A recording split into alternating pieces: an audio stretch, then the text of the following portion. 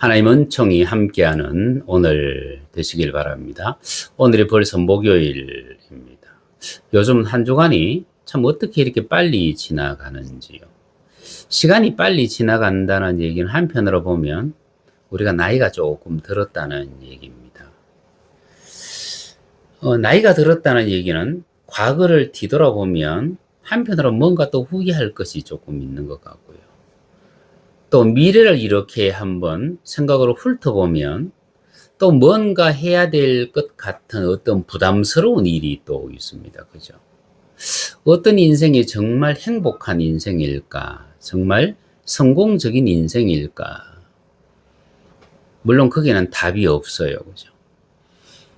제가 중학교 2학년 때 국사를 가르치시는 선생님이 저희 교실에 들어오셔서 이렇게 말씀하셨어요. 정말 훌륭한 인생은 어떤 인생일까? 어떤 인생이 가장 성공적인 인생일까? 그때 학생들이 몇 가지 이렇게 얘기를 했습니다. 그때 선생님이 이렇게 말씀하셨어요. 후회하지 않는 인생이 제일 성공한 인생이고 가장 행복한 인생이다. 근데 여러분, 후회하지 않는 사람이 누가 있을까? 인생에 있어서는 저마다 크고 작지만 후회는 다 있습니다. 그죠? 다만 우리는 그 후회를 최소화하기 위해서 우리는 살아가는 겁니다. 그래서 오늘도 후회하지 않는 하루가 되기 위해서 우리는 하나님 앞에서 그리고 주어진 그 일터에서 열정을 다 쏟아냈으면 좋겠습니다. 오늘은 69쪽 존재와 관계 두 번째 챕터를 봅니다. 예수님이 그토록 강력한 사역을 할 수 있었던 비결은 바로 하나님과 끊을 수 없는 관계가 있었기 때문입니다. 이런 관계가 본격적으로 가시화되는 것은 세례요한에게서 세례를 받으시고 물에서 올라오실 때였습니다. 마태복음 3장 17절 하늘로서 소리가 있어 말씀하시되 이는 내 사랑하는 아들이요 내 기뻐하는 자라 하시니라. 여러분, 하나님의 아들. 여러분, 관계가 바로 되어지면 부모는요, 자식이 딛고 일어설 바닥이 되어져요. 그래서 부모의 천정이 자녀의 바닥이 됩니다. 그래서 누구의 아들, 누구의 딸. 그런데 그 사람이 예를 들어서 장관이에요. 그러면 허 장관의 딸. 그 사람이 아버지가 박사예요. 그러면 허 박사의 아들. 이렇게 됩니다. 이거는 관계가 좋아졌고, 그리고 그 관계 속에서 아들과 딸이 이렇게 성장을 해요. 그래서 어떤 부모가 진짜 성공한 부모냐? 그러면 나중에 이 아들, 딸이 다 성장했을 때 그 아들이 부모인 아버지인 나보다 더 크게 성장을 해야 돼요. 그래서 제 같은 경우에는 어떻게 들려야 되느냐 하면, 불려져야 되느냐 하면 허성빈이의 아버지 이렇게 불려져야 돼요. 왜냐하면 자식은 하나님께서 부모에게 된 자에게 준 기업이에요. 그래서 이 기업을 부모된 자보다 더 크게 성숙시켜놔야 하나님 앞에서의 부름을 다 감당한 사람이 됩니다. 그래서 반드시 나중에는 누구의 자식이 아니라 누구의 부모로 불릴 수 있도록 해줘야 돼요. 그래서 성경은 제가 좋아하는 성경 구절 가운데 하나는 뭐냐면 에베소서 1장 3절 말씀이에요. 하나님의 아들 예수였는데 에베소서 1장 3절에 가면 이렇게 기록되어 있네요. 찬송하리로다 하나님 우리 주 예수 그리스도의 아버지께서. 예수 그리스도의 아버지. 주님이 자신의 본분을 다 하셨다는 얘기예요. 이 땅에서 자신이 하실 일을 다 하셨다는 얘기입니다. 그래서 예수 그리스도의 아버지라고 자랑스럽게 말을 하고 있어요. 여러분, 우리도 그런 삶을 살아야 됩니다. 우리의 자식이 항상 우리의 그늘 아래 있는 것이 아니고, 우리가 나이가 들면 우리의 자식은 부모인 우리보다 더 큰 사람이 되어져 있어야 돼요. 그래야 우리는 하나님 앞에서 하나님이 주신 기업을 일구어낸 사람으로 인정받을 수 있기 때문입니다. 우리와 똑같은 육체로 오셨지만 아버지와 아들의 관계가 본격적으로 가시화되는 순간이었습니다. 이는 내 사랑하는 아들이요 내 기뻐하는 자라. 이 얼마나 멋진 관계예요. 여러분, 이 관계가 딱 선포되어지자 사단이 예수님에게 달려들어요. 여러분, 우리는 기도만 하면 원수가 저 멀리 도망가는 것으로 생각해요. 원수가 기겁을 하고 근처에 오지 않을 것으로 생각합니다. 그런데 여러분, 주님이 40일 금식을 했는데도 사탄이 달려들잖아요. 그리고 그 달려들어서 하는 얘기가 무엇입니까? 마태복음 3장 17절에서 이는 내 사랑하는 아들이요 라고 말했기 때문에 그것을 붙잡고 늘어져요. 네가 정말 하나님과의 관계 속에 있는 사람이냐. 그래서 마태복음 4장에서 사탄이 예수님께 계속하는 얘기가 뭐냐면 네가 정말 하나님의 아들이거든. 그 얘기를 4장 3절에서 얘기했는데 4장 6절에서도 얘기합니다. 네가 정말 하나님의 아들이거든. 지금 무슨 얘기를 하고 있습니까? 관계를 깨트리는 작업을 하고 있는 거예요. 하나님과의 이 친밀한 관계에서 능력이 나온다는 것을 알기 때문에 세상을 구원할 그 능력이 어디에서 나온다? 하나님과의 관계 속에서 나온다는 것을 사단도 알고 있었다는 얘기예요. 그러므로 하나님께서 우리에게 허락하신 기도는요, 하나님과의 관계 속으로 들어가는 문과 같은 거예요. 그래서 그 기도는 일방통행이 되면 안 된다고 말씀드렸습니다. 진실한 대화는 상대로 하여금 말할 수 있는 기회를 주는 거예요. 내가 말을 하고 그리고 상대의 말을 듣고, 그러면 기도는요, 내 입술을 열고 내 귀를 열고 그리고 나는 하나님 앞에서 기다리는 거예요. 하나님이 과연 어떻게 말씀하실까? 69쪽 밑에서 세 번째 줄, 하나님은 자신이 원하는 모든 것을 하실 수 있으십니다. 없는 것을 있게 하시고 모든 것을 존재하게 하시고 그것을 유지하시는 분. 그런 하나님께서 자신의 형상대로 우리를 지으셨습니다. 단순히 존재하는 것이 아니라 하나님과의 관계 속에 있는 존재로 우리를 만드셨다. 그래서 여러분, 존재는 어떤 목적이 있습니다. 그죠?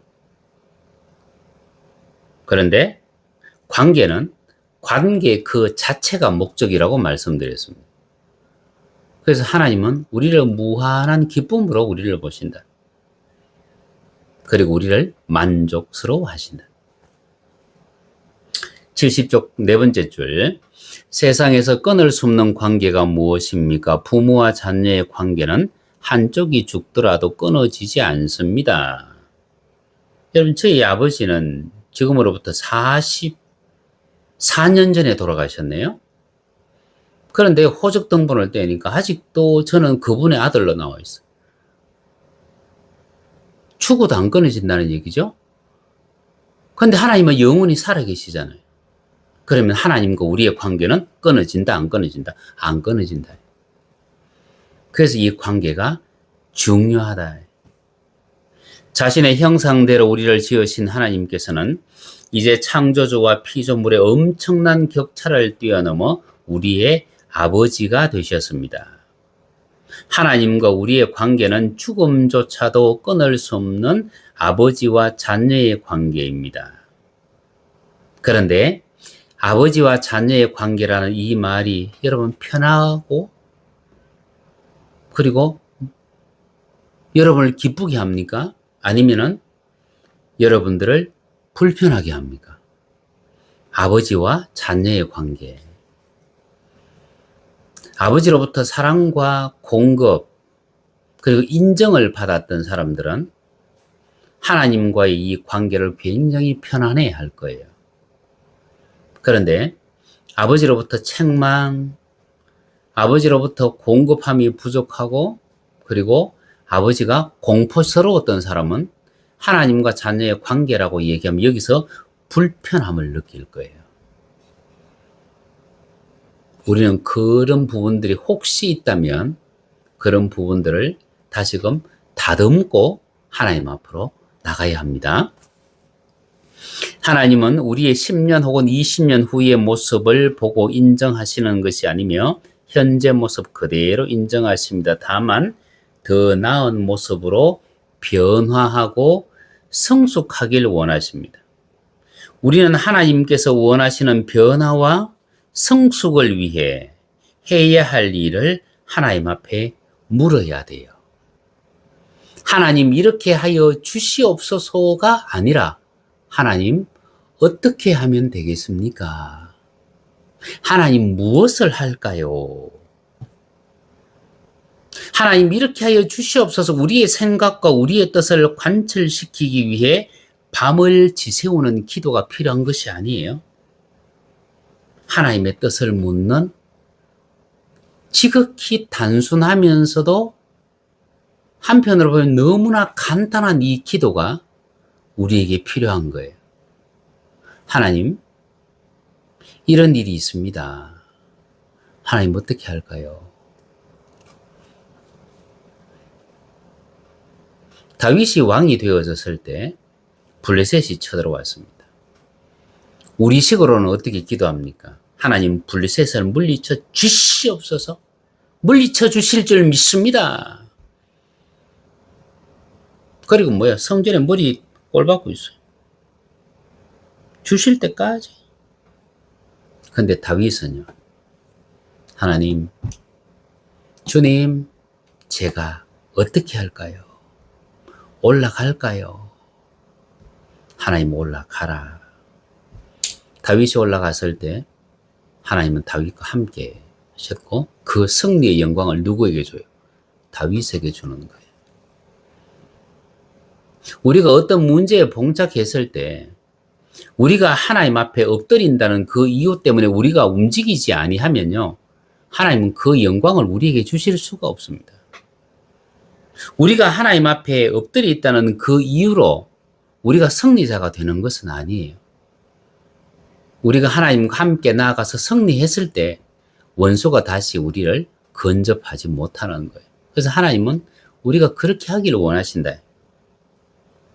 기도가 하나님과의 대화라는 사실은 누구나 인정합니다. 그러나 자기의 뜻을 이루어 달라는 기도를 한 후에 자리를 털고 일어납니다. 왜? 자기 할 일은 다 했다고 생각하기 때문에요. 내가 이렇게 기도했기 때문에 이제는 하나님 알아서 하십시오.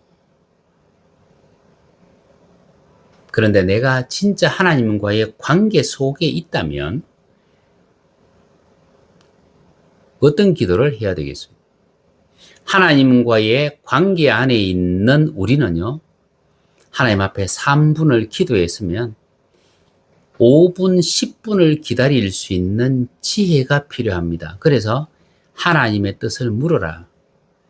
처음에는 우리의 귀가 막혀 있기 때문에, 익숙하지 않기 때문에 하나님 앞에 기도하고 난 뒤에 1분을 못 기다려요.